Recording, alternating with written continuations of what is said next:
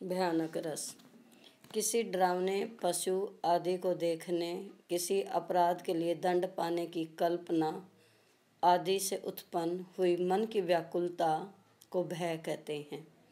भय की स्थिति में मन स्थिर नहीं रहता और तभी भयानक रस की निष्पत्ति होती है। अर्थात जब स्थायी भाव भय से रस की उत्पत्ति हो तब भयानक रस कहलाता है। जैसे उदाहरण देखिए, लंका की सेना कपि के गर्जन रव से कांप गई, हनुमान के भीषण दर्शन से विनाश ही भांप गई।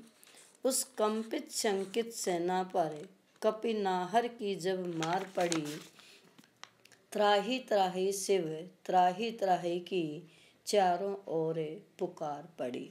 अर्थात यहाँ पर दिखाया गया है कि लंका की सेना कपि के दर्शन अर्थात हनुमान के गर्जन रव से कांप गई और हनुमान के भीषण दर्शन से विनाश का उसे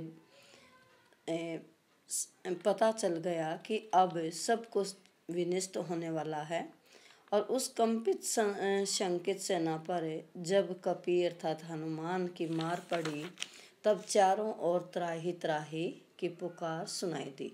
तो यहाँ आश्रय है लंका की सेना क्योंकि उनमें भय उत्पन्न हुआ है, तो वहाँ भयानक रस की उत्पत्ति हुई है।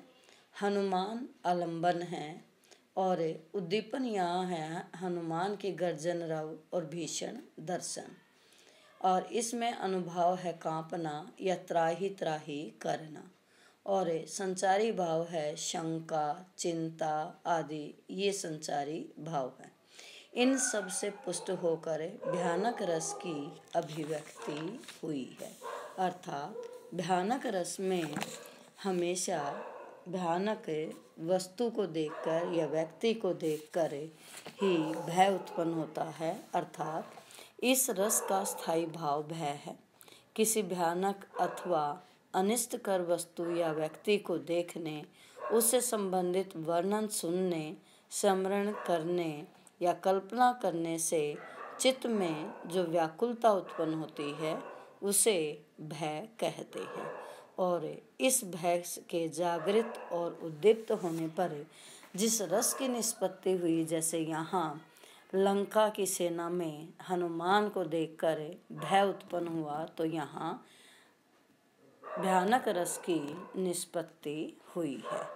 इसी तरह दूसरा उदाहरण देखो, एक और अजगर ही लखी एक और मृगराय, कि एक और तो यात्री ने देखा अजगर है, सांप है, और दूसरी ओर मृगराय शेर है।